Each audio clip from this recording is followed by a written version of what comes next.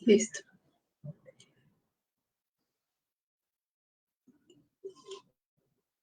Buenas tardes con todos los presentes. Les saluda María Carolina Bacaya Chuquisengo, integrante del Centro de Investigación Jurídica Juris Mundi. En convenio con el Sindicato Unitario de Trabajadores del Poder Judicial de Lambayeque, les damos la bienvenida a la conferencia virtual de Derecho Constitucional que tiene por finalidad aportar a la formación académica de la comunidad jurídica. En esta oportunidad tenemos la participación del doctor Carlos Enrique Castillo Ruiz, quien es abogado por la Universidad Privada del Norte, maestro en Derecho, con mención en Derecho Constitucional y Gobernabilidad en la Universidad Nacional Pedro Ruiz Gallo, estudios de doctorado en Derecho en la Universidad Nacional Pedro Ruiz Gallo, catedrático en la Universidad Tecnológica del Perú, en la Universidad César Vallejo y en la Universidad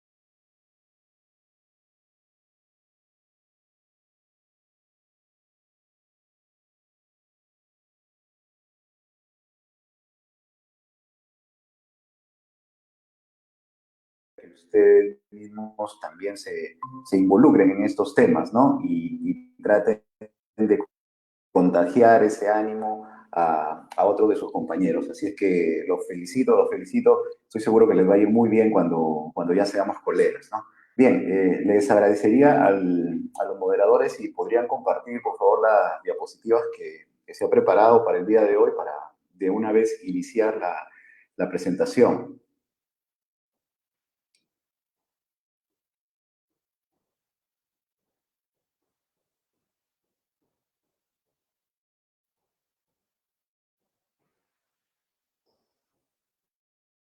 Ok. Ustedes me avisan.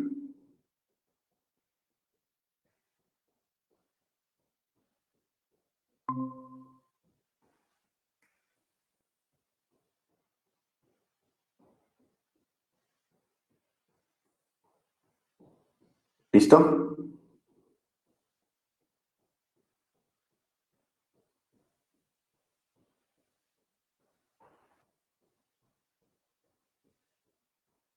Carolina, ¿listo? ¿Ya podemos empezar?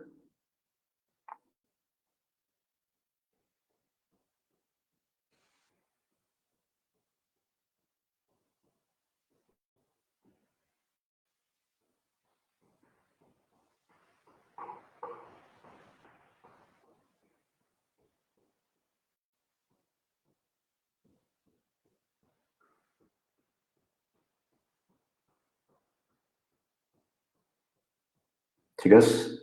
Carolina, Marely, me confirman por favor para poder iniciar con la presentación para no vaya a ser que no esté llegando. ¿Ya? Entonces puedo empezar ya. Ya, muy bien. Entonces, pasemos a la siguiente diapositiva. Ok, a ver. Hay dos temas preliminares que debemos aclarar antes de poder explicar en qué consiste la...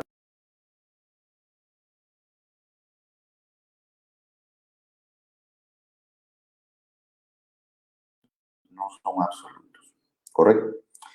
En cuanto al derecho como conjunto de reglas y principios, esta concepción del sistema jurídico o del derecho, para ser más exacto, surgió a partir del debate que se dio en la década de los 70 del siglo XX entre dos referentes del mundo jurídico. Por un lado, se encontraba el filósofo inglés del derecho, H.L.A. Hart, quien sustentaba que el derecho era un conjunto de reglas primarias y secundarias.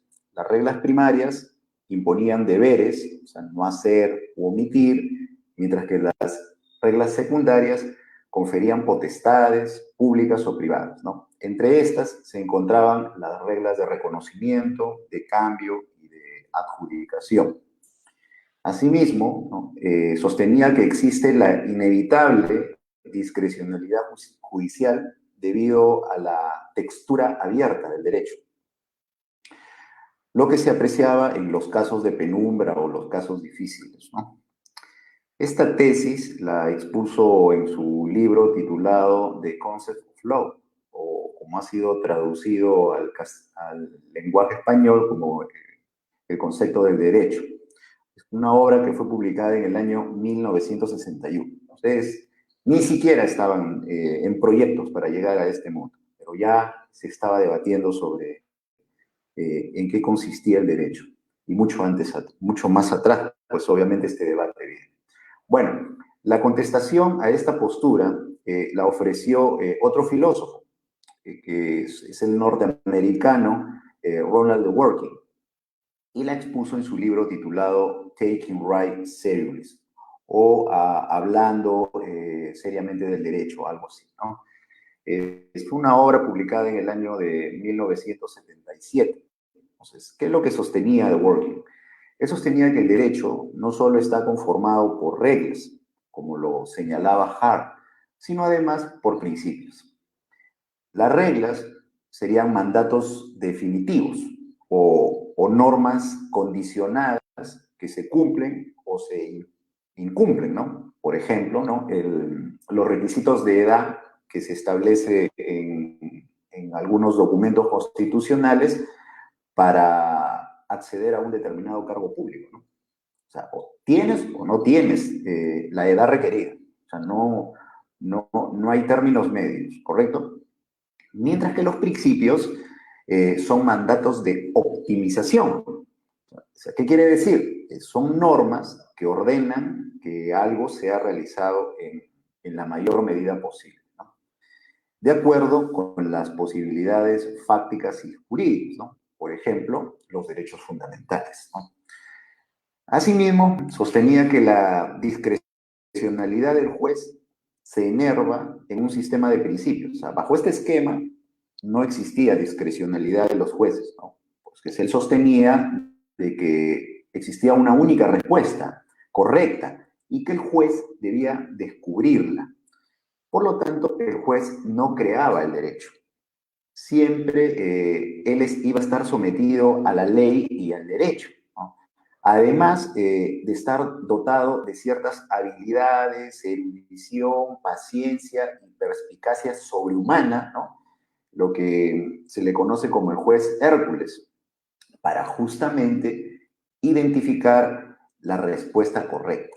¿Correcto? Entonces necesitaba tener esas cualidades. Entonces, esas eran las posiciones que estaban debatiéndose en este periodo. ¿Cuál de estas posturas fue la que prevaleció o la que tuvo, digamos, mayor influencia en esta parte del continente, ¿no? En específico nosotros, los peruanos, ¿no? En Perú. Bueno, diremos que la postura de The Working es la que actualmente se funda la labor interpretativa que realiza el Tribunal Constitucional peruano. Y obviamente que a partir de esta interpretación se irradia pues a todos los demás órganos jurisdiccionales, ¿no? Y en la cátedra también se ha extendido hasta ese punto. ¿Sabes? La influencia es muy fuerte de la tesis de Working, del derecho como un sistema de reglas y principios. ¿Correcto? Muy bien. Ahora, el segundo punto. El segundo concepto para tener en cuenta es que los principios, ¿no?, son entendidos como derechos fundamentales. O sea, cuando hablamos de principios, según la teoría de Working, hablamos de derechos fundamentales, ¿correcto? Y no son absolutos, no son absolutos, sino por el contrario, son relativos, es decir, admiten límites legales, admiten límites legales. Esta concepción tiene su antecedente en el periodo jacobino. Estamos ubicándonos en Francia, post-revolución francesa, ¿correcto? En la cual se relativizó justamente los derechos fundamentales, que en su momento eran absolutos, conforme a la Declaración de Derechos del Hombre y del Ciudadano de 1789, y que a su vez estuvo influenciado, bueno, algunos dicen que es una copia, de la Constitución de los Estados Unidos de Norteamérica de 1787, ¿no?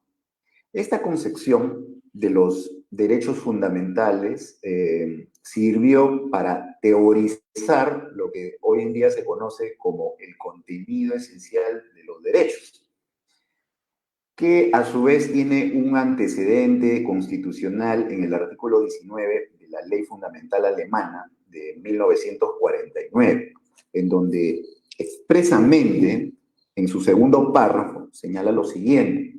Dice, en ningún caso un derecho fundamental podrá ser afectado en su contenido esencial. Entonces, este apartado del artículo 19 de la Ley Fundamental Alemana, pues ha sido interpretado por el Tribunal Constitucional Federal Alemán, y a partir de ello se ha construido lo que se conoce como la teoría del contenido esencial de los derechos.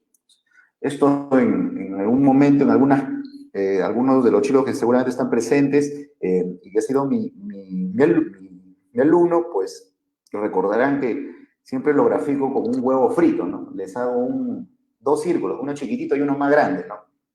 Y les digo, ¿qué es esto? ¿No? Y comienzan a lanzar sus respuestas, ¿no?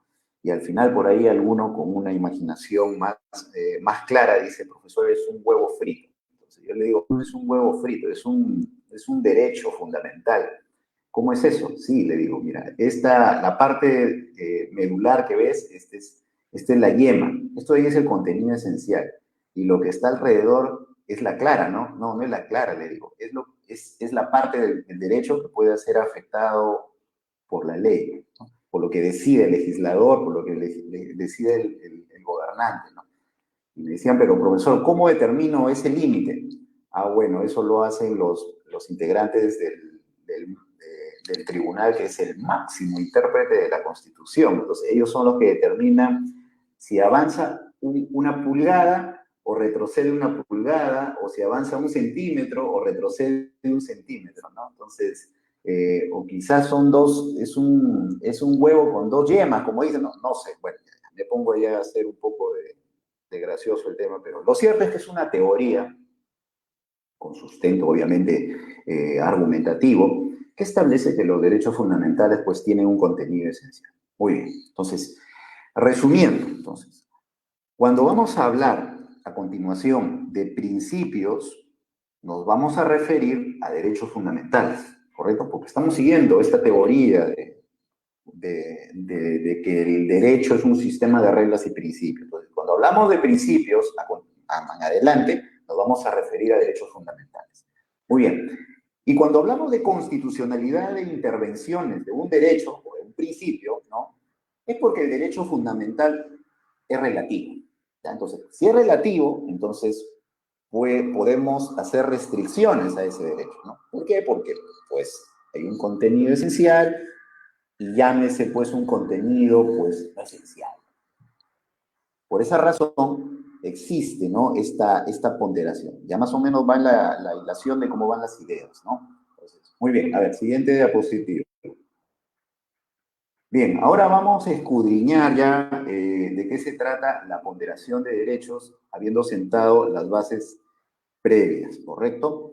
Bien, a ver, primero, bueno, debemos hacer una distinción, ¿correcto?, con la razonabilidad, porque, bueno, se confunde, ¿no? Dicen, a ver, proporcionalidad, razonabilidad, ya es como dicen, un arroz con mango, ¿no? O sea, no se sabe qué cosa es. Entonces, pero bueno, a ver, vamos a tomar posición para empezar, ¿no? O sea, no vamos a seguir sin tomar posición.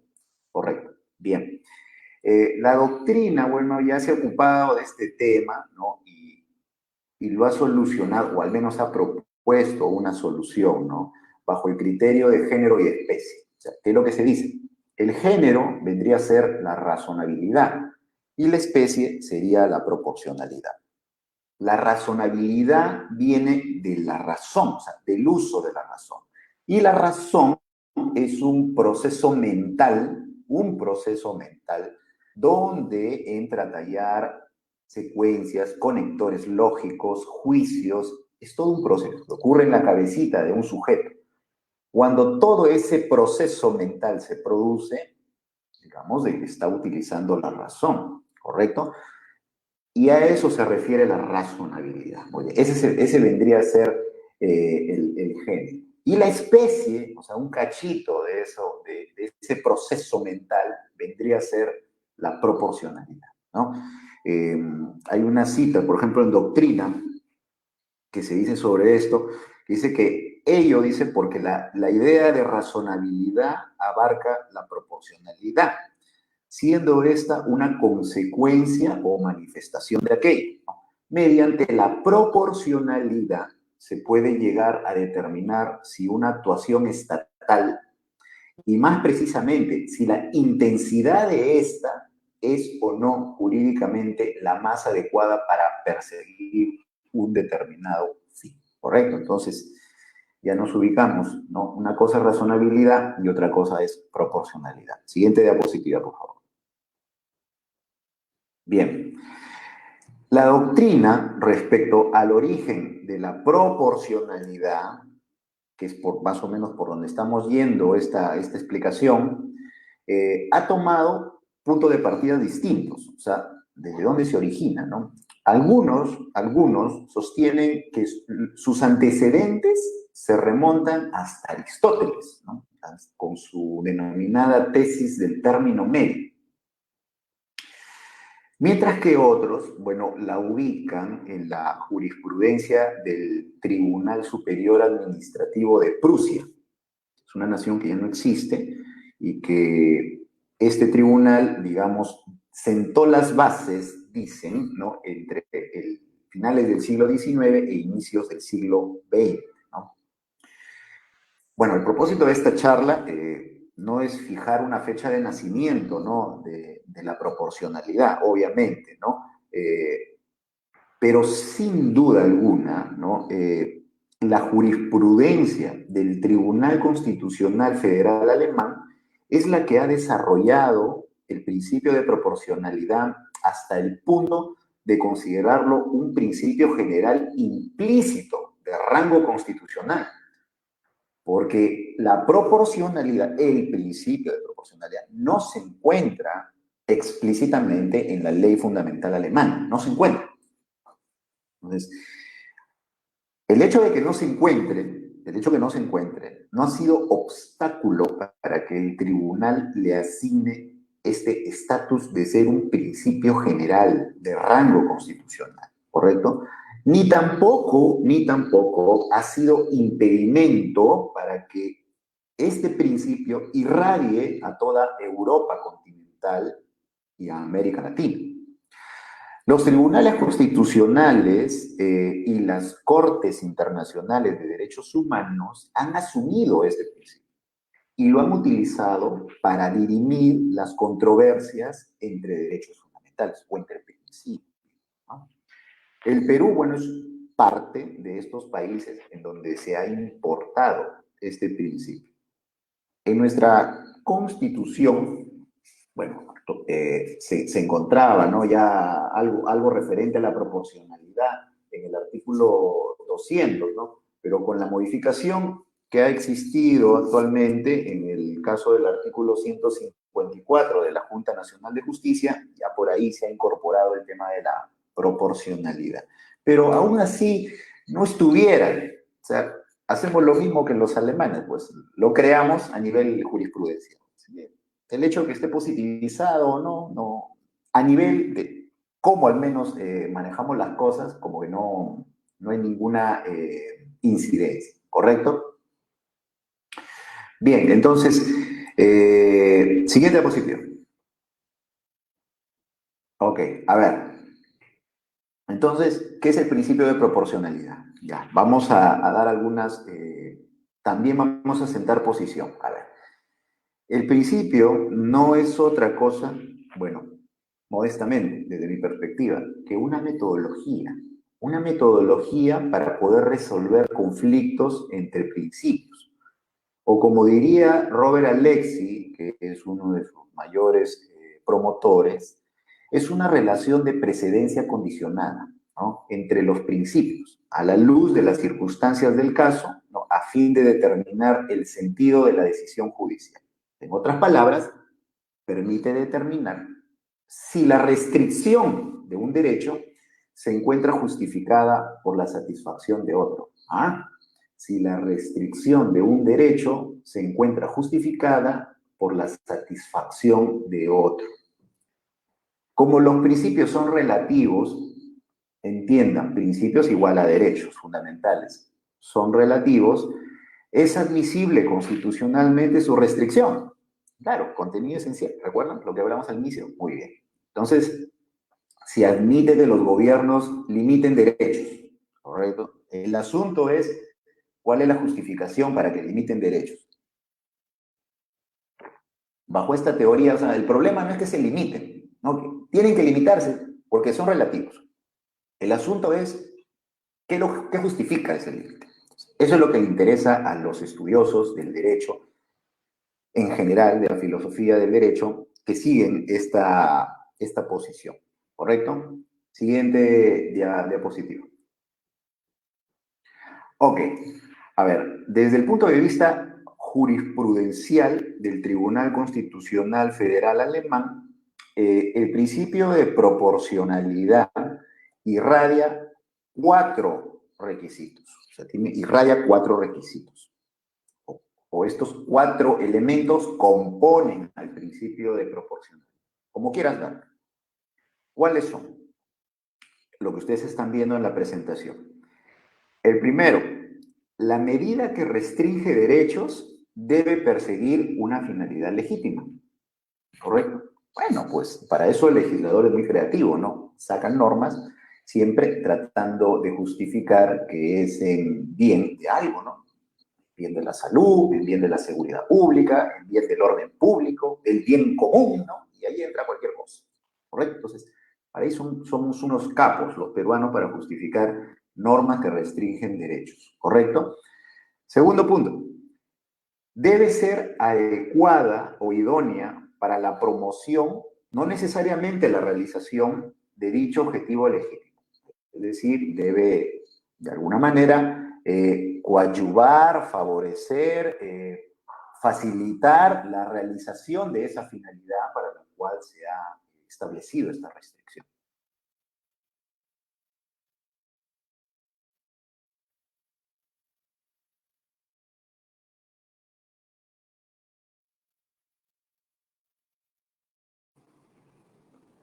Bien, ya nos conectamos de nuevo, ¿no? Hemos tenido problemas de conectividad, ¿no? ¿Me están viendo ahorita?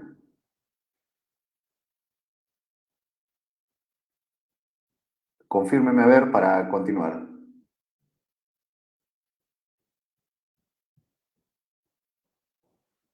Mariela y Carolina, ¿todo bien? Bien. Entonces, vamos a continuar con el tema. A ver. nos quedamos en el punto número 2, ¿no? Debe ser adecuada o idónea para la promoción, no necesariamente la realización de dicho objetivo legítimo, ¿correcto? Bien, el tercer punto, debe ser necesaria. Y entre varias alternativas de intervención debe preferirse a la que afecte menos a los derechos involucrados, ¿no? Una mínima intervención. Es decir, entre todas las posibilidades que se tiene, o que se podría imaginar que se podría implementar para ese determinado caso concreto, uno tiene que elegir la mínima intervención, la más adecuada. Y cuarto, es que debe ser proporcional en sentido estricto, es decir, la gravedad de la intervención ha de ser la adecuada al objetivo de la intervención, ¿correcto? Ahora, sobre estos requisitos que estoy mencionándoles, que son los que la jurisprudencia del Tribunal Constitucional Federal Alemán ha desarrollado, nuestro Tribunal Constitucional ha tenido la oportunidad de copiar, no, perdón, de desarrollar también. Entonces, claro, utilizando como fuente las obras de Robert Alexis, pues porque él es uno de los principales promotores, ¿no? Entonces, una de esas sentencias, una de las primeras sentencias, una de las primeras, no la primera, una de las primeras en donde expuso todo esta teoría del principio de proporcionalidad es la número 45/2004, que es una acción de inconstitucionalidad, en donde se discutió la constitucionalidad del artículo 3 de la ley 27446, que modificaba la ley orgánica del Consejo Nacional de la Magistratura. ¿Claro? Ahora, no nos interesa de qué se trató el caso, porque ya ni siquiera ya el Consejo Nacional de la Magistratura existe, pero sí algunos aspectos que se hablaron que se expresaron en esa resolución, ¿no? Por ejemplo, respecto a la idoneidad, del cual hemos hablado hace un momentito, ¿qué es lo que dijo? Consiste en la relación de causalidad, de medio a fin, entre el medio adoptado a través de la intervención legislativa y el fin propuesto por el legislador. ¿Correcto? Es una relación de medio a fin. Se trata del análisis de una relación medio-fin. Muy bien.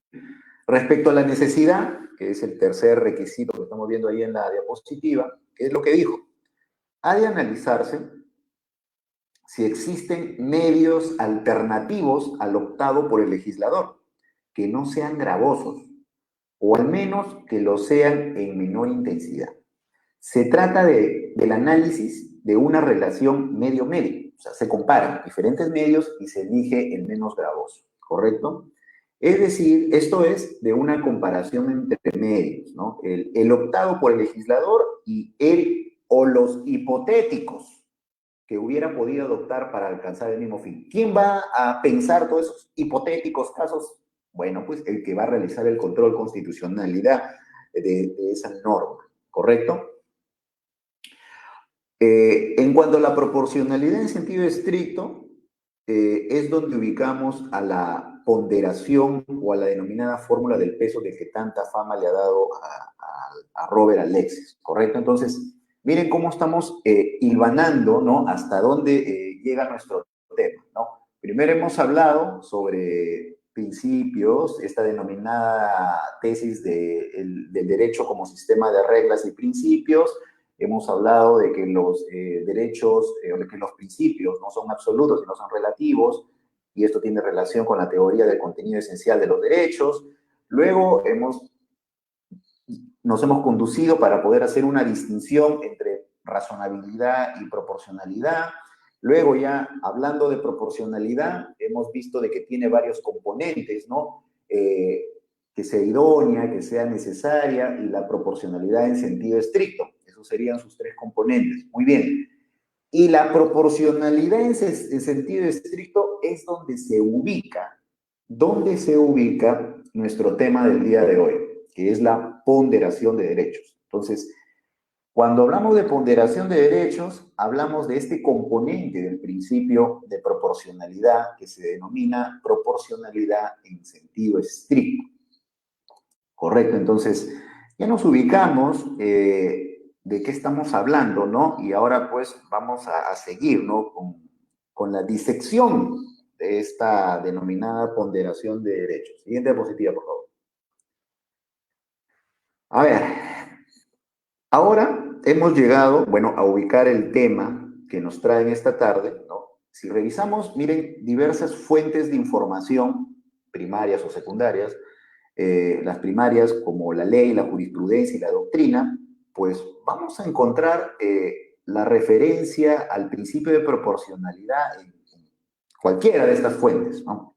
Más en la doctrina. Hoy en día todo el mundo habla de proporcionalidad, que tal y tal cosa, sobre todo los penalistas, les encanta. Pero la mencionan constantemente. Muy bien. Muchos estudiosos del derecho le han dedicado tiempo, ¿no?, a justificar tal o cual medida adoptada aplicando reglas de proporcionalidad. ¿Quieren opinar sobre algo? Muy bien, aplican el principio de proporcionalidad. ¿Quieren resolver una situación porque están ejerciendo algún cargo? Aplican también el principio de proporcionalidad, ¿correcto? Sin embargo, a mí me queda dudas que esta labor que están haciendo se haga conforme corresponde al diseño del principio de proporcionalidad, específicamente a la ponderación. Y más duda me causa cuando escudriño, ¿no?, en qué consiste la ponderación y lo cotejo con lo que se desarrolla o lo que puede uno ubicar en nuestro ámbito nacional, para enfocarlo nada más en nosotros. Ya no vamos al tema internacional porque ahí sí encontraríamos más amplio el comentario.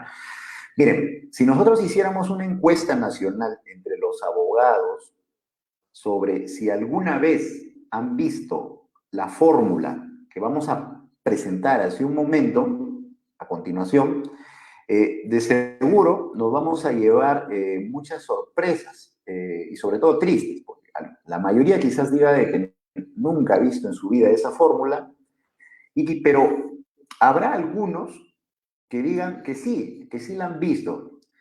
Y a esos que dicen que sí la han visto y que sí la han investigado, los podemos someter a un filtro de que nos expliquen exactamente de qué se trata.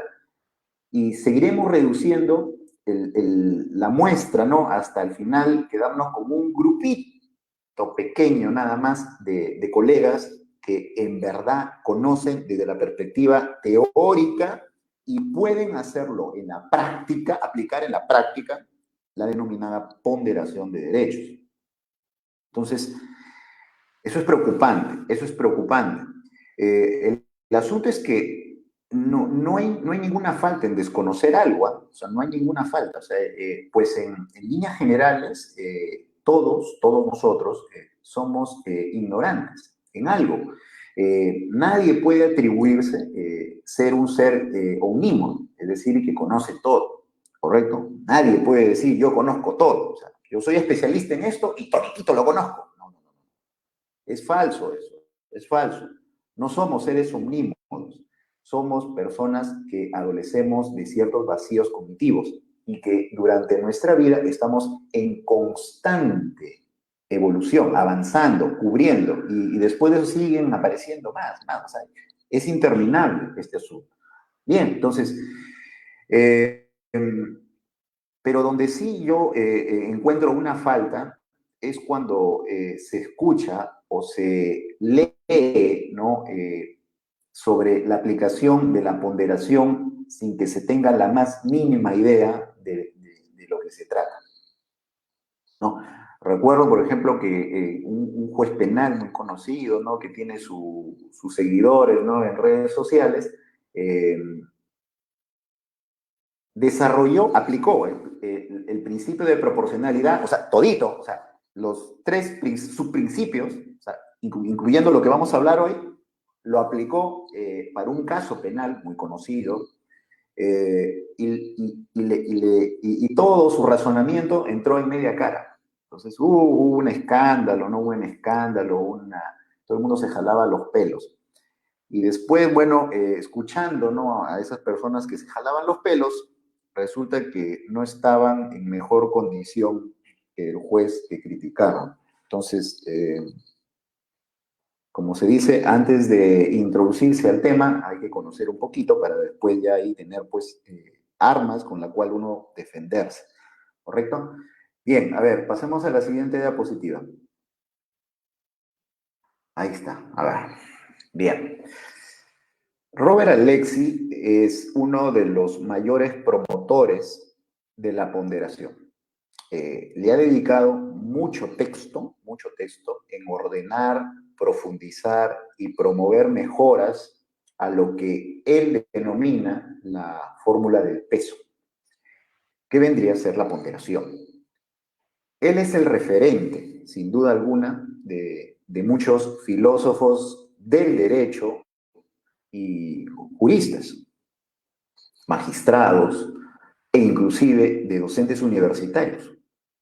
Él es el referente de muchos de ellos. Acá a nivel local es muy fuerte la influencia de Robert Alexy, sobre todo en los constitucionalistas. Por tal razón, vamos a utilizar sus ideas para explicar en qué consiste la ponderación de derechos, ¿correcto? Como habíamos mencionado precedentemente, los principios son mandatos de optimización que exigen su máxima realización posible, teniendo en cuenta las posibilidades fácticas y jurídicas. Los principios de idoneidad y necesidad, que hace un momento acabamos de mencionarlos, están referidos a expresar las posibilidades fácticas, ¿correcto? Esos dos subprincipios se refieren a las posibilidades fácticas, ¿ok? Mientras que la proporcionalidad en sentido estricto, ese tercer componente del principio de proporcionalidad, es la que está referida a las posibilidades jurídicas. Y es acá, como hace un momento lo hemos mencionado, es en donde se presenta la ponderación, cuya ley es la siguiente, que ustedes están visualizando en la pantalla. Cuando mayor sea el grado de no satisfacción o restricción de uno de los principios, tanto mayor deberá ser el grado de importancia de la satisfacción de otro. Recuerden, la ponderación tiene que ver con una colisión, mínimamente dos principios, ¿no? Un principio que es restringido para favorecer o para optimizar otro principio. Entonces tenemos a dos principios que supuestamente están en colisión. Entonces, ¿cómo resolvemos esa situación? ¿Cómo resolvemos? ¿Cuál cede? ¿Este o este de acá? Tenemos que entonces aplicar esta metodología. ¿Correcto? Entonces, Robert Alexis plantea la fórmula que ustedes están viendo ahí. En la parte, bueno, ahí están la fórmula extendida y la fórmula resumida. Muy bien. Cuando por primera vez vi esto, a mí me causó mucha sorpresa y curiosidad sobre todo, ¿no? Porque pensaba que me había librado de las matemáticas, pero después dije, diablos, me va a perseguir toda mi vida. Ya bueno. La fórmula que ustedes pueden apreciar es la expresión matemática de lo que acabo de leer. Correcto, es la expresión matemática de lo que acabo de leer. Si pensaste, tú que me estás viendo en estos momentos y escuchando, que estudiando Derecho, con eso te habías librado, te habías salvado de los ejercicios matemáticos, pues te informo que estás perdido, muchacho. Ahora tendrás que aplicar concepciones de secuencias aritméticas y geométricas al derecho. Ya fuiste. No es tarde, bueno, para que cambies de carrera. No, mentira. Tienes que continuar. Bien, siguiente diapositiva. Robert Alexis describe tres etapas por las que ha transitado para exponer su fórmula del peso que ustedes acaban de ver. Estas 3 etapas son las que ustedes están visualizando. La primera consiste en definir de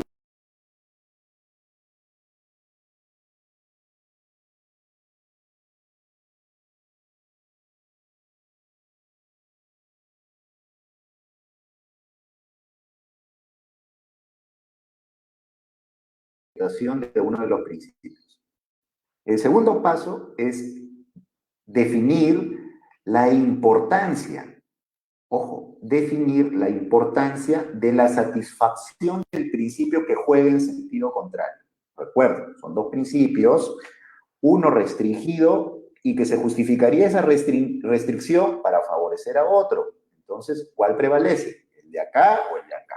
Muy bien, entonces tenemos que medir la restricción y tenemos que medir la satisfacción, la optimización o la importancia de este otro principio para ver, a ver, cuál, ¿no? Como se dice, ponderar, ¿cuál de los dos? ¿Ya? Bien. El tercer paso se debe definir si la importancia de la satisfacción del principio contrario justifica la restricción o la no satisfacción del otro. O sea, en cristiano, ¿justifica esta restricción porque favorece al otro principio? Si la respuesta es sí, entonces la restricción es constitucional. Si la respuesta es no, entonces la restricción es inconstitucional. Así es. Entonces, son 3 pasos que se tienen que seguir en el análisis de si la restricción es constitucional y que se justifica por la optimización o la importancia del principio que juega en contrario, ¿no? Así lo traducen también, que juegue en contrario. Así lo traduce el texto, ¿no? de Robert Alexis, que juegue en contrario. Muy bien. Parece fácil, ¿no? Parece fácil, ¿no? Pero a ver, veamos, ¿no? Como ustedes se podrán dar cuenta, miren, el paso 1 y 2 habla de definir grados e importancia, ¿no? Habla de definir grados e importancia. Cuando se menciona definir, no me malinterprete, sino a lo que me refiero y a lo que se refiere Robert Alexis es a asignarle medidas o hacer conmensurable una determinada restricción o la importancia de un derecho. Es decir, asignarle valores numéricos, ¿correcto? Entonces, antes de empezar a explicar cada uno de los pasos que debemos, que a continuación les he mencionado, tenemos que responder a una pregunta. Y la pregunta es, ¿cómo asignamos grados? ¿Cómo asignamos grados? A ver, pasamos a la siguiente diapositiva. Bien, a ver. Para empezar, ¿qué se entiende por grados? ¿No? ¿Qué se entiende por grado? Vamos aclarando eso. Los grados constituyen niveles o estados en relación de menor a mayor. Niveles o estados en relación de menor a mayor, ¿no? Por ejemplo, los grados de estudio, ¿no? Grado de bachiller, grado de magíster, grado de doctor. ¿Sabes? Estás aumentando, está de menor a mayor, ¿correcto? Los niveles educativos, ¿no?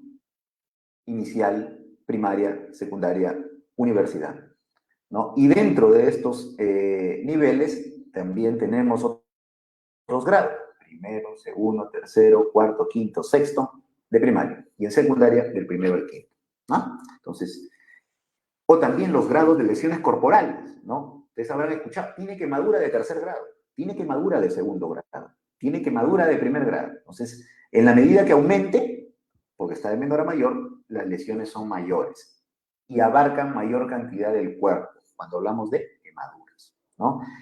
Los niveles de profundidad también, ¿no? También, porque los grados representan también niveles o estados, ¿no? Todos estos ejemplos dan como resultados porcentajes o medidas, si ustedes se han dado cuenta, todos. dan porcentajes o medidas. Bueno, para Lexi sí es posible medir la intensidad de la intervención y los grados de importancia en dos principios que están en colisión. Para él sí es posible medir. El primero, referido, bueno, para esto, o sea, para ello, él recurre a algunos casos de la jurisprudencia alemana y que han sido resueltos por el Tribunal Constitucional Federal Alemán. Son lo que ustedes están viendo, ¿no? En el primer caso, donde se encontraría en colisión, está el derecho a la libertad de profesión u oficio y el derecho a la salud. ¿En qué caso se vio esto? Bueno, es el famoso caso de las empresas tabacaleras, ¿no? Está probado científicamente que el consumo de cigarros de manera continua, o sea, porque si te fumas un cigarrito no es que te va a dar cáncer, pero si lo haces de manera continua y en cantidades considerables, puede generar afectaciones graves a la salud, ¿no? Cáncer a los pulmones, cáncer a la lengua, en fin, toda una serie de desastres que ocurren en tu cuerpo cuando el consumo es excesivo, ¿no? Y prolongado durante un tiempo, ¿correcto? Inmediatamente eso genera mutaciones en las células y genera el cáncer, ¿correcto? Bien, entonces, ¿está probado eso? Pero tenemos a estas empresas que están vendiendo cigarros, ¿correcto? Entonces, las empresas producen estos bienes en ejercicio de un derecho, la libertad de profesión u oficio. Pero este producto genera una afectación al derecho a la salud. Entonces, por un lado, el ejercicio de este derecho genera un impacto en este otro derecho, que es el derecho a la salud. El otro caso fue el caso de la revista Titanic, también una revista alemana, que se planteó una colisión entre el derecho a la libertad de expresión y el derecho al honor. Entonces, ¿qué ocurría? Había un sujeto que era parapléjico, que había estado dentro de la lista de reserva del ejército, como ocurre en muchos países, ¿no? Que estás en la lista de reserva, cuando hay un conflicto te llaman, pero si no hay ningún conflicto, estás ahí, no pasa nada.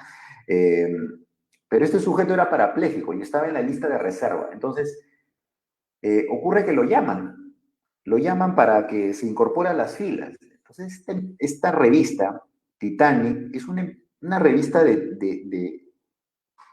digamos, de tono sarcástico, ¿no?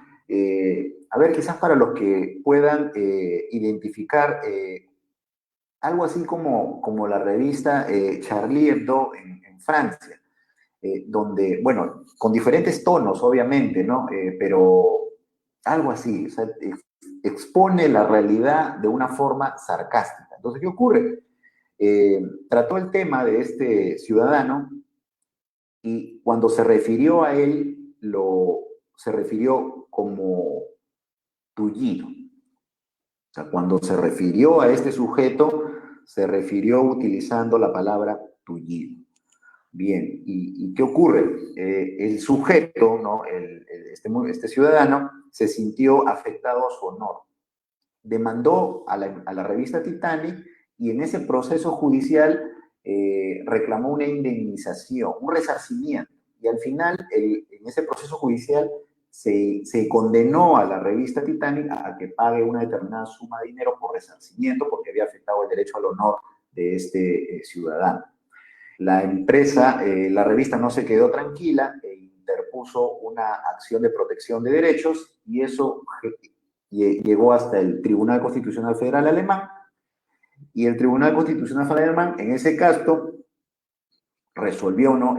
esta confrontación de derechos, ¿correcto? Este dilema, ¿no? Entre la oposición.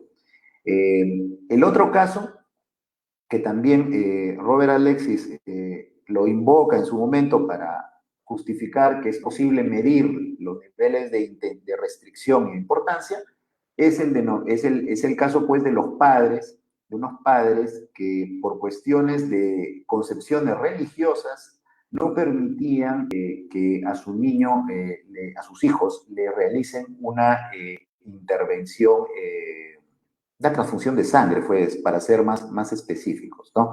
Entonces, ahí se presentó la colisión entre dos derechos: libertad de conciencia y la protección de la vida del niño, ¿no?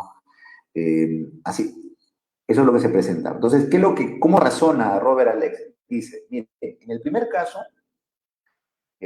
sabemos de que la venta de cigarros afecta, el consumo, mejor dicho, de cigarros, afecta la salud de los consumidores. Entonces, tenemos varias ocurrencias de cómo proteger a los consumidores, ¿no? Primera ocurrencia, ¿sabes qué? Prohibimos a estas empresas que fabriquen cigarros, así como las drogas, ¿no? Entonces, sabemos que las drogas nos hacen mal, así que declaramos ilegal las drogas. Lo mismo lo hacemos con el cigarro. Declaramos ilegal también los cigarros, porque afectan a la salud. Bien. Muy gravosa, ¿no? Porque imagínense, traemos abajo a un montón de empresas, o mejor dicho, las obligamos a que vayan a la clandestinidad, ¿no? Y que se genere todo un mercado negro, como ocurre con las drogas, ¿no? Pero bueno, es otra cosa. Segunda medida que se nos ocurre, a ver, ya bueno, ya no, es muy gravosa esa medida, ya, a ver, otra idea. Ideas, muchachos, ideas. Dice, muy bien. Limitemos el consumo de una forma muy abierta. Entonces, ¿qué les parece si prohibimos que, por ejemplo, no se establezca, no se pongan maquinitas en donde uno pasa y mete una moneda y saca una cajetilla de cigarros, ¿no? Como a veces, no sé si ustedes han ido a los centros comerciales y encuentran ahí juguetitos, ahí, no, garabatos ahí, que a veces hay, para meter un sol, 2 soles, te sale ahí un juguetito y los niños ahí se alocan por eso. Entonces, así, pero prohibamos eso en el caso de los cigarros.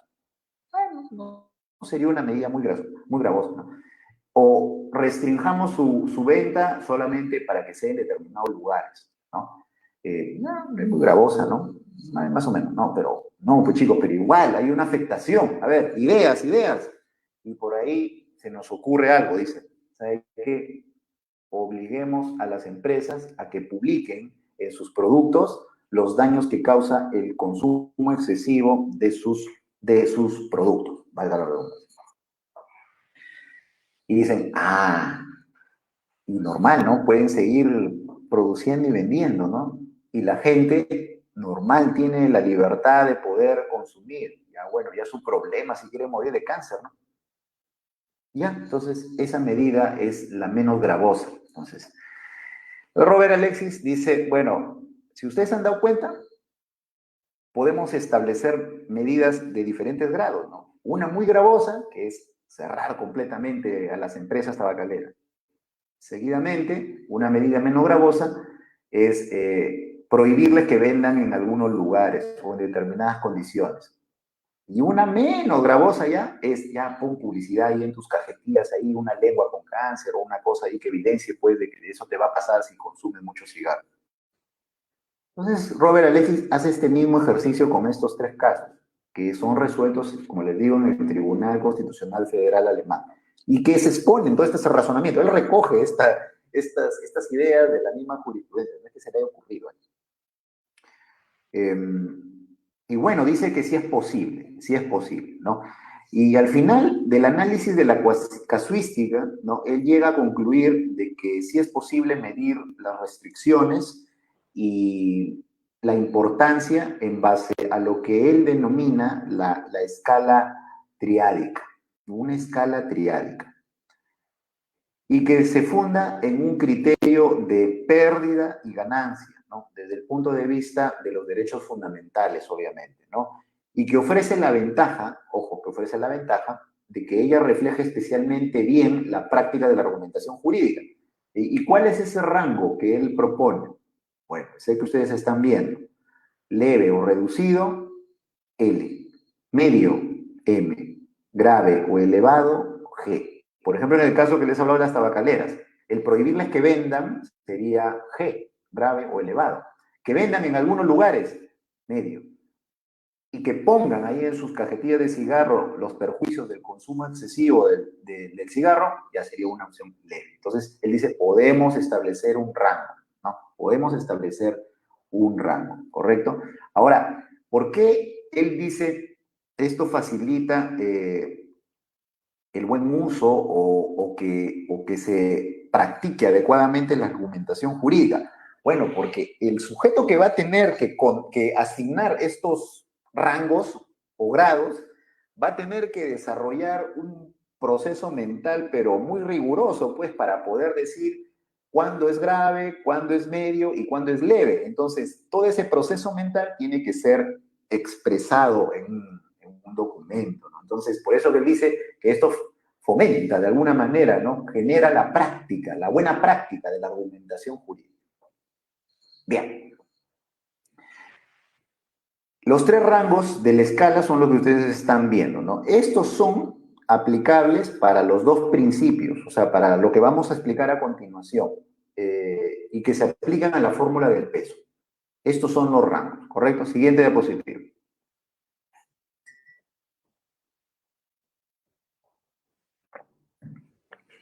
Bien, a ver.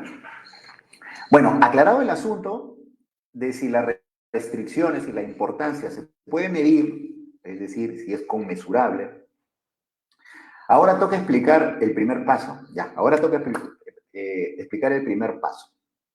Como ustedes aprecian, la fórmula se trata de una presentación de cociente. Es decir, hay un dividendo que está en la parte superior y hay un divisor que está en la parte inferior. No se vayan a ofender de esta explicación. No estoy tratando de insultar su inteligencia, sino es por mi bien, para poder yo ubicarme, porque, bueno, no soy tan fuerte en las matemáticas, entonces tengo que ubicarme.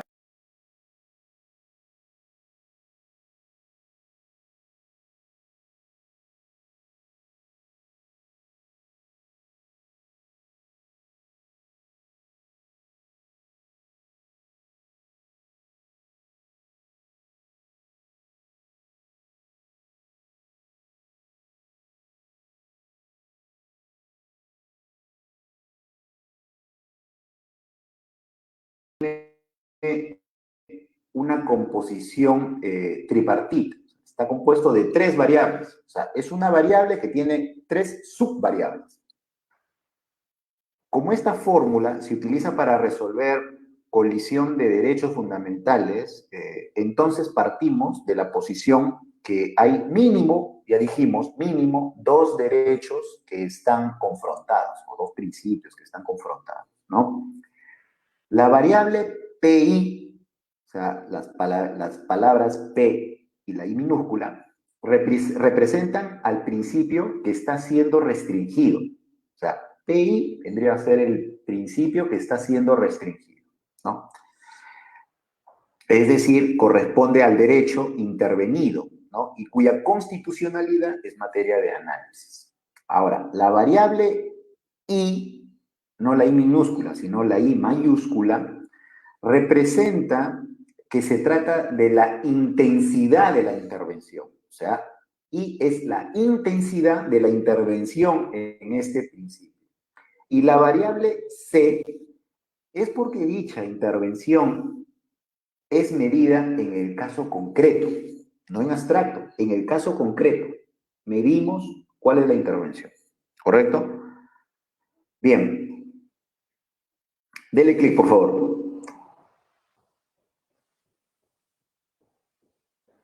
Ahí está, muy bien. Ahora vamos a pasar con esa segunda variable, ¿correcto? Ya vimos la primera, ahora vamos con la segunda en el mismo nivel, en el dividendo, correcto. Bien, la siguiente variable que se nos presenta es GPIA, ¿correcto? Toda esta variable representa el peso abstracto del principio PI en relación con otros principios, independiente de las circunstancias de cualquier caso concreto. A ver, vamos. Hay muchos principios, pues chicos.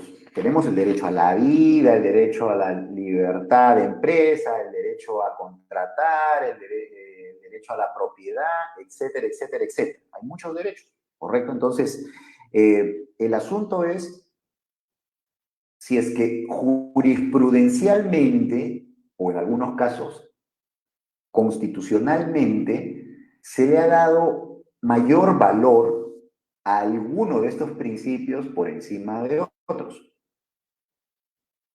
Por ejemplo, ¿no?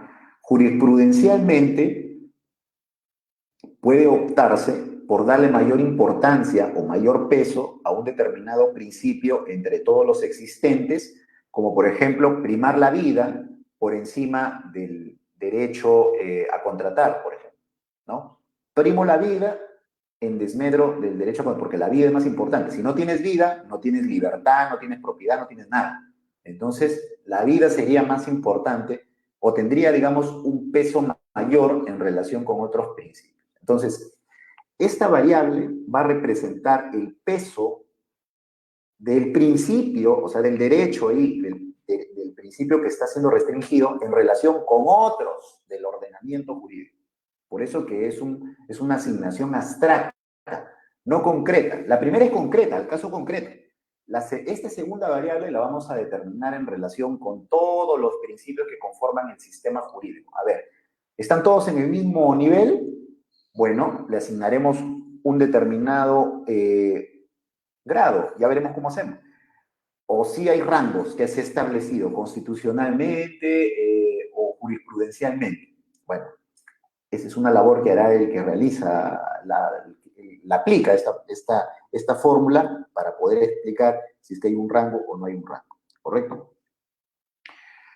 Bien, estas dos variables, o sea, IPIC y GPIA, son sometidas a un análisis para asignarles rangos, los que hemos visto hace un momento: leve, moderado o grave, ¿correcto? Leve, moderado o grave.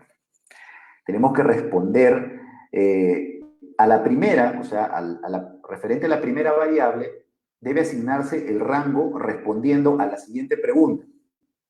Para poder asignarle si es leve, moderado o grave, tenemos que hacernos esta pregunta: ¿en qué intensidad interviene en el principio PI la medida restrictiva? ¿En qué intensidad? ¿Es una intensidad leve, moderada o grave? Y obviamente, ¿por qué? ¿Por qué las consideras leve? ¿Por qué las consideras media? ¿Por qué las consideras grave? ¿No? Eso es para responder a la primera variable y asignarle un grado. Para la segunda variable que acabamos de explicar, se plantea otra pregunta. ¿Cuál es el peso abstracto que tiene el principio PI en relación con otros principios? ¿Cuál es el peso abstracto? ¿Es un peso importante, es decir, grave? ¿Es un peso moderado o es un peso leve nada más? Igualito. Aplicamos también estas mismas reglas triádicas que hace un momento lo hemos expuesto. Vamos a dejar pendiente la tercera variable, esa que continúa, es SPIC. Eso lo vamos a explicar más adelante, ¿correcto? Siguiente. Bien, ahora vamos por el segundo paso. Ya trabajamos arriba dos variables. Ahora vamos a trabajar las dos variables que se encuentran en el divisor, ¿correcto? Nos vamos a ocupar ahora de la primera variable que se encuentra en el divisor y que está ahí en un círculo. Está en un círculo, que es WPJC, correcto. En este apartado, Robert Alexis se plantea el interrogante. Dice, a ver, ¿cómo construimos un concepto de importancia que esté integrado por una magnitud concreta y una magnitud abstracta? En este nivel del divisor ya se encuentra el otro principio. Ojo, arriba estaba el principio restringido. Ahora vamos al supuesto principio que se beneficia, ¿no? Con esa restricción. Muy bien, entonces, en este segundo nivel vamos a medir esa importancia de este principio. ¿Qué tan importante es, no? En relación con la con la restricción que se está imponiendo al principio, ¿no? Que está en el dividendo. Entonces, Robert Alessi dice, bueno, ¿cómo construimos, no? ¿Cómo construimos una medida de la importancia? Bueno, recuerden, seguimos en el plano de medir, seguimos en el plano de medir. Lo que ocurre ahora es cómo medimos la importancia de un derecho. ¿Cómo medimos la importancia de un derecho? Las variables que conforman el divisor representan al derecho que juega en sentido contrario al anterior. Es lo que les decía, ¿no? Acá, supuestamente, en esta parte de la fórmula se encuentra el principio que es importante y que justificaría la medida restrictiva, ¿correcto? No pierdan la idea que estamos en una colisión mínima, ¿ya? De dos derechos fundamentales, no pierdan esa idea. El que se optimizaría con la medida restrictiva de otros se encuentra en este apartado, ¿ya? Muy bien. Entonces, ¿cuál es el componente de esta variable? Bueno, a su vez tiene tres subvariables que lo componen, correcto. La variable PJ no es poder judicial, es PJ, es la que representa al principio cuya importancia de satisfacción se logró con la ejecución o la realización de la medida restrictiva. ¿Ah? Pues acá está el segundo principio que está en colisión. Entonces, muy bien, entonces lo vamos a identificar como PJ. Tomando el caso de las tabacaleras, que les mencionaba hace un momento, la incidencia de imponer una restricción al derecho a la libertad de profesión u oficio causaría un beneficio, supuestamente, en el derecho a la salud, ¿no? Entonces, es este último principio el que se optimizaría, ¿no? Con la medida restrictiva. Por lo tanto, ocuparía el lugar del divisor. Entonces, arriba estaría la libertad de oficio o profesión y abajo estaría el derecho a la salud, teniendo en cuenta el caso de la tabacalera que hicimos mención hace un momento. La variable W y C son empleadas para denotar la importancia concreta, o sea, C es porque es concreta, que tiene el principio PJ. O sea, W vendría a ser la importancia y C vendría a ser la importancia concreta al caso planteado. Esta variable, no los componentes, sino todo lo que estamos analizando, WPJC, es sometida a un análisis para asignarle también rangos. ¿Y qué rangos vamos a utilizar? Lo mismo que hace un momento lo hemos explicado. Leve, medio y grave, ¿correcto? La forma para poder asignarles el grado es planteando una interrogante. Primera interrogante, ¿qué significa para el principio PJ si se omitiese la intervención en el principio PI o no fuese ejecutada? ¿Qué significaría? ¿Sería una afectación grave, una afectación media o una afectación leve? ¿Cuál sería el efecto que se produciría si es que no le exigimos a las tabacaleras que coloquen anuncios de posibles daños por el consumo excesivo del cigarro? ¿Qué ocurriría con el derecho a la salud? ¿Todo el mundo se enfermaría de cáncer? No, me refiero a todos los que consumen cigarros se enfermarían de cáncer. Esto generaría un impacto tremendo en el sistema de salud. O sea, ¿qué ocurriría? Eso tenemos que responder. ¿Correcto? Los rangos que se utilizarán son los mismos que han sido explicados anteriormente, es decir, leve, moderado y grave. A ver, por favor, denle clic para que pase ahí está, para que se mueva ahí el círculo. Ahora vamos a esa siguiente variable. Muy bien, GPJA, correcto. Esta variable se trata del grado de importancia en abstracto que tiene el principio PJ en relación con otros principios. Recuerda lo que hicimos arriba, ¿no? En esta misma variable. Dijimos, vamos a ver si este derecho, qué peso tiene o qué grado tiene en relación con otros principios. Muy bien, esa misma actividad lo vamos a hacer ahora con este principio que vendría a ser el que se optimizaría, ¿correcto? Lo vamos a hacer lo mismo. Se trata, bueno, de un grado de importancia en abstracto, ¿no? Su medición se obtiene respondiendo a un interrogante. ¿Cuál es el peso abstracto que tiene el principio PJ en relación con otros principios? Y utilizamos la misma escala, ¿no? La misma escala, leve, moderado o grave, ¿correcto? Bien, ahora siguiente diapositiva.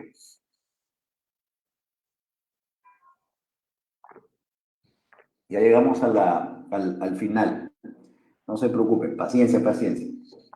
A ver, bien, ahora vamos a pasar al último paso. ¿Ya? ¿Se acuerdan? Eran 3, ¿no? Ya transcurrimos por 2. Ahora nos toca el tercero. El tercero consiste en determinar si la importancia de la satisfacción del principio PJ, ¿no?, justifica la restricción o no satisfacción del principio PI. Es decir, en el caso de la tabacalera, si la satisfacción del derecho a la salud justifica que se obligue a las tabacaleras a que publiciten en sus productos los efectos del consumo excesivo de cigarrillos, de tabaco. La escala triádica representa una dificultad porque ¿cómo determinamos cuando estamos ante una intervención o una importancia leve, media o moderada, ¿no? O sea, eso de alguna manera no se explica con claridad, al menos que el resultado sea el mismo. O sea, que yo cuando lo razone me arroje un resultado X. Cuando Pedrito haga lo mismo, le arroje ese mismo resultado X. ¿Cómo hacemos para que los resultados sean iguales? Bien, no se explica. Por eso que es un poco complicado este tema, ¿no? La complejidad, miren, aumenta cuando se busca reemplazar estos grados, es decir, de leve, moderado y grave, por representaciones numéricas. Y acá sí viene lo bueno. En este apartado, Robert Alexis presenta series aritméticas y geométricas para solucionar este problema, de cómo reemplazamos las escalas por valores numéricos, ¿no? Debemos recordar, chicos, que la fórmula está presentada en forma de cociente. Recuerden, hay un dividendo y abajo hay un divisor, ¿correcto? Por lo tanto, hay un resultado, ¿no?, de esa operación, hay un resultado. Por ejemplo, ¿no?, si hubiera en el dividendo el número 4 y en el divisor el número 2, el resultado sería 2, ¿no? Entonces, eso nos lleva a una pregunta. ¿Cuál es el resultado de la fórmula del peso? ¿No? Bueno, como no podía ser de otra manera, el resultado también está representado en una variable, y es la que ustedes están viendo en un círculo, GPI, JC. Ese vendría a ser el resultado de la operación de las variables que hace un momento hemos explicado, ¿correcto? Esta variable es la representación del resultado de la fórmula. Después de haber aplicado esta fórmula, vendría a ser el resultado de la fórmula cociente, que terminaría leyéndose de la siguiente manera. O sea, toda la fórmula, miren cómo se leería toda la fórmula. ¿Ya? Es lo que ustedes están viendo ahí en la diapositiva. Sería de la siguiente manera, y lo cito textual como su creador. El peso concreto, estoy arrancando desde la parte izquierda, del extremo, ¿ya? El peso concreto del principio PI en relación con el principio PJ, en ciertos casos, deriva del cociente entre, y ahí viene igual, y arranco con la primera variable.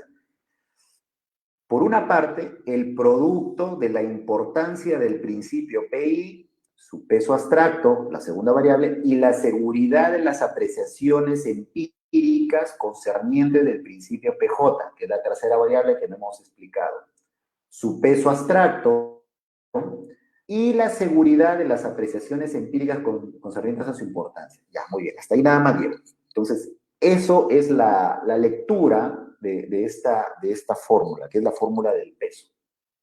¿Correcto? Muy bien. Bueno, entonces nos habíamos quedado en asignar valores numéricos a los grados, ¿no? Leve, moderado y grave. Muy bien. El asunto lo resuelve Alexis asignando una fórmula metafórica, ¿no? A las variables de restricciones e importancia concreta y abstracta del siguiente modo. Al leve le asigna la numeración 2 a la 0, es decir, 1. A moderado, 2 a la menos 1, es decir, 2. Y a grave, 2 a la menos 2, es decir, 4. Entonces, para leve, si nosotros consideramos que la restricción es leve, tenemos que poner 1. Reemplazamos toda la variable por el número 1. Si el peso abstracto consideramos que también es 1, también le ponemos 1. Ahora bajamos. Si la importancia del derecho es, no sé, pues es muy grave, entonces le ponemos 4. Si el peso abstracto de este derecho optimizado es grave también, le asignamos 4. Entonces reemplazamos. Primero le hemos asignado escalas y ahora vamos a reemplazar por números, ¿correcto? Siguiendo esta propuesta de Robert Alexis. Siguiente.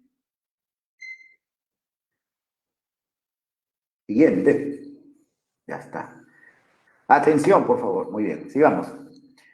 Ahora, finalmente, toca explicar el tercer conjunto de variables, que es lo que habíamos dejado al final, lo que les decía, ¿no? Es lo último, lo que está. Muy bien. Este tercer conjunto de variables que conforman la fórmula y que son la SPIC y SPJC, se refieren al grado de seguridad o certeza de las apreciaciones empíricas concernientes al grado en que la medida analizada implica fácticamente la falta de satisfacción del primer principio y la satisfacción del segundo en las circunstancias del caso concreto, ¿correcto? Es una prognosis en general.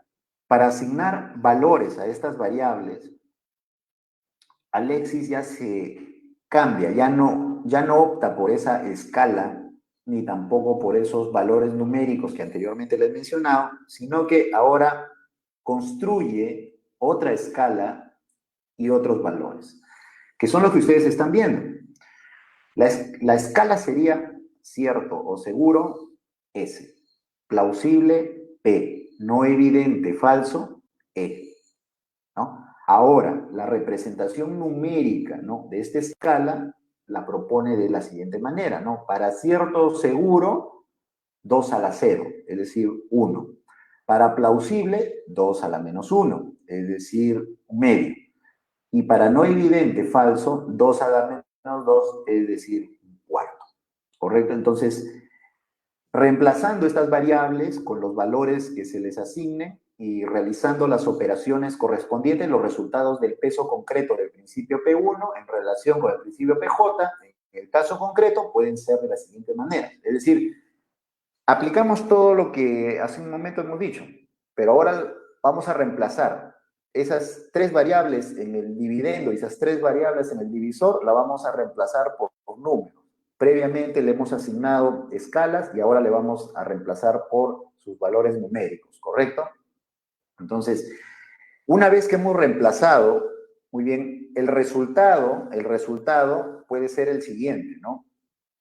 De dividir, pues, ¿no? Porque tenemos que dividir el dividendo con el divisor, tenemos que dividirlo, ¿no? Multiplicamos primero arriba, ¿no? Multiplicamos arriba, multiplicamos abajo y luego dividimos, ¿correcto? Y el resultado puede ser el siguiente.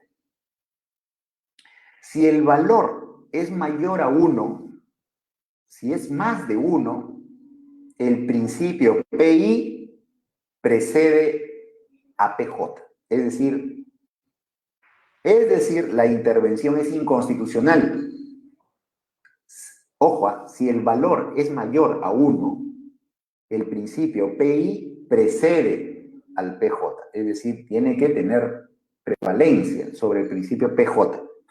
Por lo tanto, la medida restrictiva es inconstitucional. Si el valor obtenido de la operación de esta fórmula es menor a 1, el principio PJ precede al principio PI. Es decir, la intervención o la restricción es constitucional. ¿Correcto? Entonces, esos serían los dos resultados que podrían darse. Bueno, hay otro resultado más que se podría dar, y ahí es un dolor de cabeza para Robert Alex, porque no ingresa muy bien a ese tema, sino más bien disimuladamente dice, ah, no, este tema no es constitucional. Va para allá. Puede ocurrir de que el resultado sea nulo, o sea, sea cero. Entonces, y si es cero, ¿cómo hacemos? Se cancelan todo, lo de arriba y lo de abajo se cancelan y el resultado es nulo. Entonces, dice que, bueno, no, ese tema no. Pasa para otro lado. Siguiente diapositiva. Bien, ahora, miren, ya vimos el tema teórico. Se entiende de que los que invocan el principio de proporcionalidad, este tema teórico lo dominan, ¿no? Dominan el tema de idoneidad, dominan el tema de necesidad, pero sobre todo, dominan el tema de la ponderación, ¿correcto? Dominan el tema de la ponderación. Ahora vamos a pasar al tema práctico, ¿no?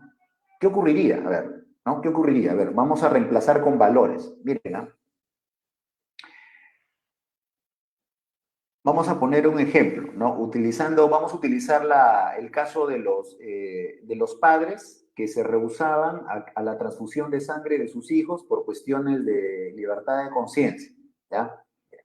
Ahí se presentaban la colisión de dos derechos, ¿no? Por un lado, encontrábamos a la libertad de conciencia, ¿no? En la cual invocaban los padres para que no le hagan la intervención a sus hijos.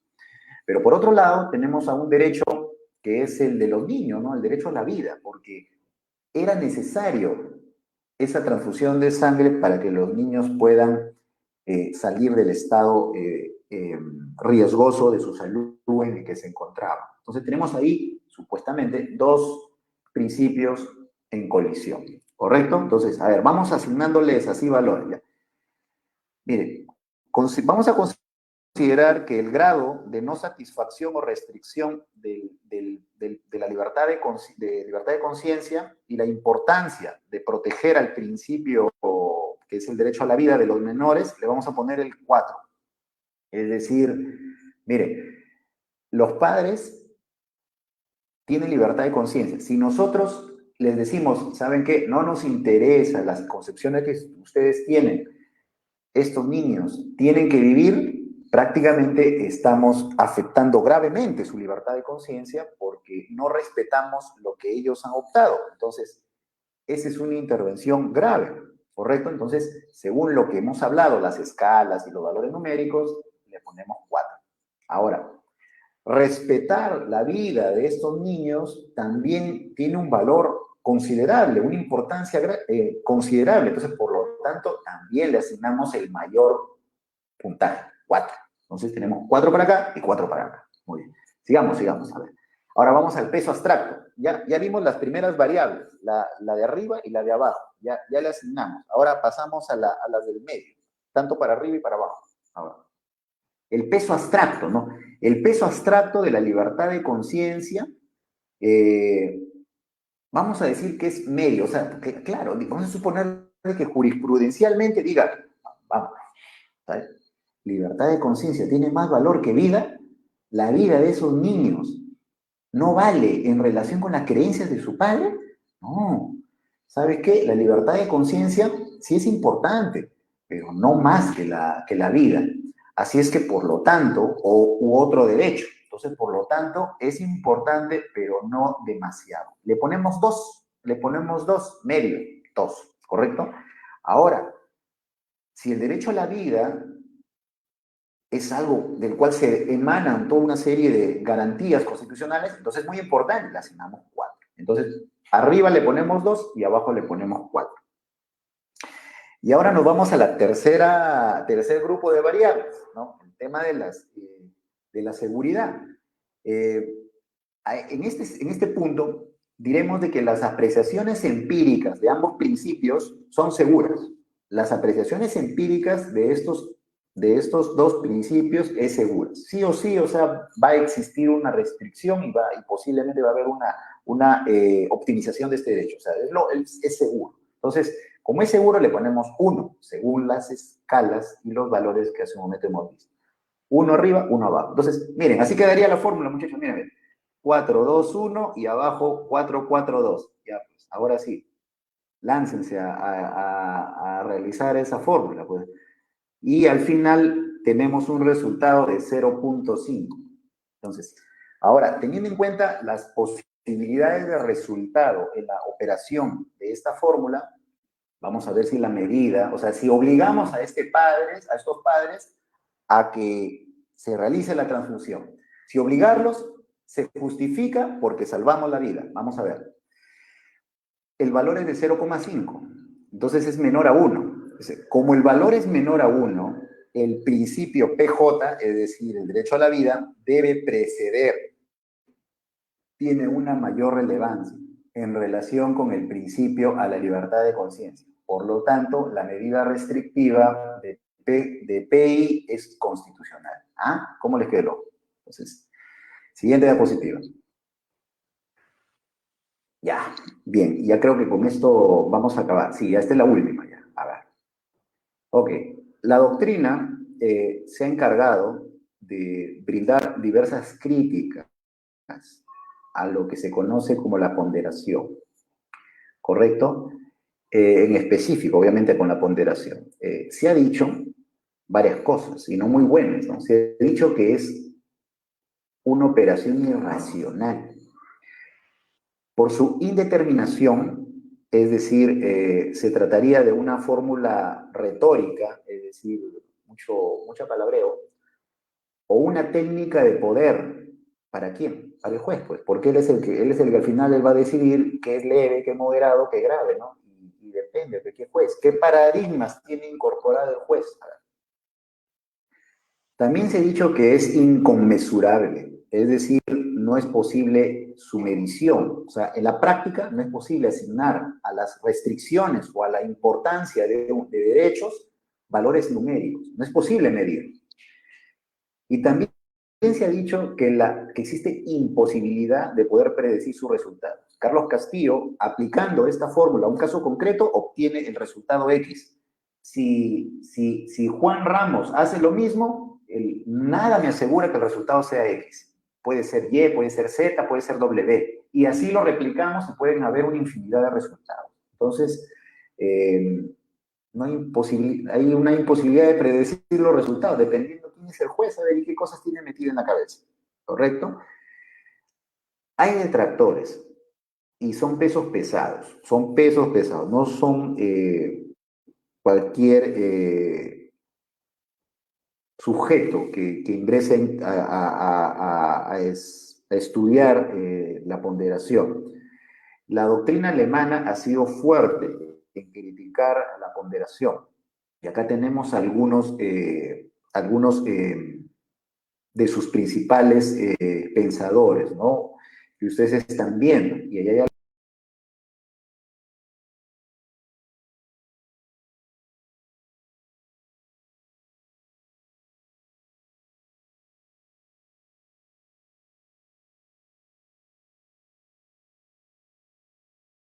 opinión. Y acá viene, pues tengo que tomar partido, pues chicos, no puedo ser suavecito, quedarme a medias, tengo que tomar partido. Bien. Modestamente, y con el respeto hacia los sujetos que promueven la ponderación de todo tipo de grados que tengan, creo que la ponderación es la más absurda idea creada por el hombre en el ámbito jurídico. No solo por las razones que sus detractores han denunciado y que extensamente han argumentado, sino por algo que ninguno de sus detractores, modestia aparte, ha tomado en cuenta. La proporcionalidad parte del hecho que existe una colisión de derechos y que ésta puede solucionarse permitiendo la afectación de uno justificada por la mejora de otro. Es decir, se parte de la posición que los derechos fundamentales son relativos, pero eso no es correcto. En principio, los derechos fundamentales son individuales. Punto número 1. Solo son 3: vida, libertad y propiedad. Y de ellos irradian una serie de aspectos de protección. Segundo, estos derechos son absolutos, por lo que ninguna restricción impuesta por la ley o por mandato de un gobernante es legítima. ¿Ah? Los gobiernos, escúchenme bien, los gobiernos no han sido creados para limitar derechos. Nosotros los ciudadanos no hemos puesto gobernantes para que limiten nuestros derechos. Lo hemos hecho para que los protejan nuestros derechos, no para que los limiten. ¿Correcto? Este es un principio del Estado de Derecho, denominado principio de salvaguarda, y que junto con otros dos principios, que es el principio constitutivo y el de supremacía, han servido como cimiento de la Constitución de los Estados Unidos de Norteamérica de 1787 y de la Declaración de Derechos del Hombre y del Ciudadano de 1789. La primera tiene más de 300 años de vigencia, mientras que la segunda permaneció intacta y reconoció estas concepciones hasta que los jacobinos la deformaron y la torcieron para dar origen a lo que hoy se conoce como Estado constitucional. Bien, ya habrá momento de hablar con profundidad sobre estos temas. Eso es todo. Les agradezco mucho por su atención y doy paso a al moderador.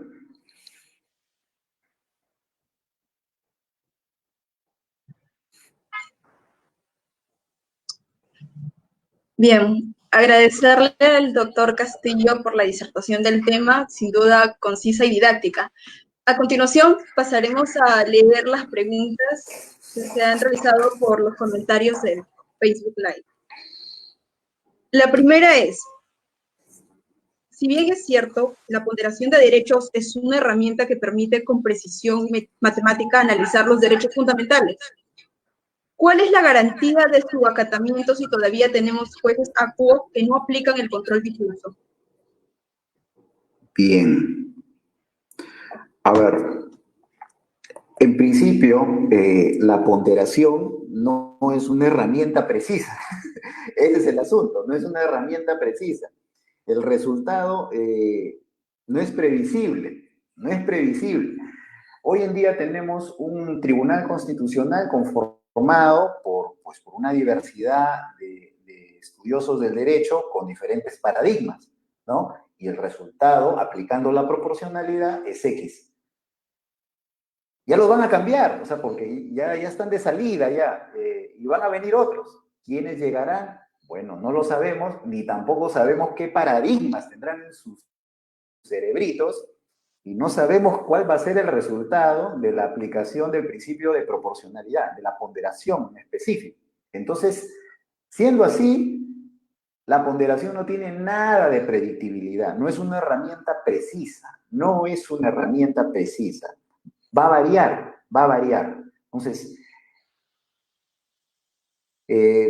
¿cuándo sería, o qué cercanía de precisión podríamos darle? Bueno, pues quizás, no sé, dándole un carácter permanente, ¿no? A los jueces, a los magistrados del Tribunal Constitucional, tipo la Corte Suprema de los Estados Unidos, que sea vitalicio el cargo. Pero cuando uno dice vitalicio, salen las voces a reclamar, ¿no? Primero los que tienen expectativas de llegar al tribunal. Dicen, ¿cómo es posible? No, si son vitalicios van a tener que esperar que se mueran o que se retiren. Entonces, ya, no, pues, ¿cómo voy a esperar? No quiero yo acceder, no quiero ser también integrante del tribunal. Mientras que hay otros que dicen, no, uy, si le damos vitalicio, se van a empoderar y qué cosas irán a hacer, ¿no? Entonces, bueno, lo cierto es que la ponderación no es una metodología precisa, no es una metodología precisa. Y no es lo mismo que el control difuso. No es lo mismo que el control difuso. Hablar de control difuso es hablar de de otra herramienta utilizada no para resolver conflicto de derechos en estricto, sino para la prevalencia de la Constitución. O sea, su finalidad, sus matices son distintos, ¿no? Para empezar, cuando uno quiere aplicar control difuso, no tiene que poner una de estas fórmulas, ¿no? Y el juez tiene que, el dividendo, el divisor, a ver, tengo que fundamentar, no, no tiene que hacerlo.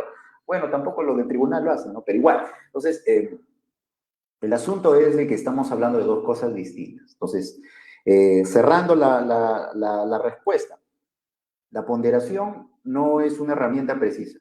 Y segundo, que no es lo mismo que el control difuso. El control difuso tiene otras particularidades y también tiene algunos otros aspectos que criticar.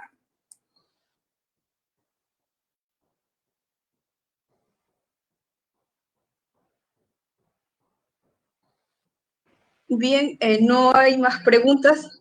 Sin duda su disertación ha sido muy clara, doctor. Agradecerle nuevamente por haber aceptado la invitación.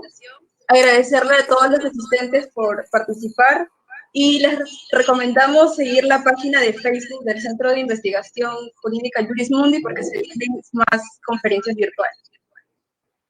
Gracias. Gracias, chicos. Nos vemos.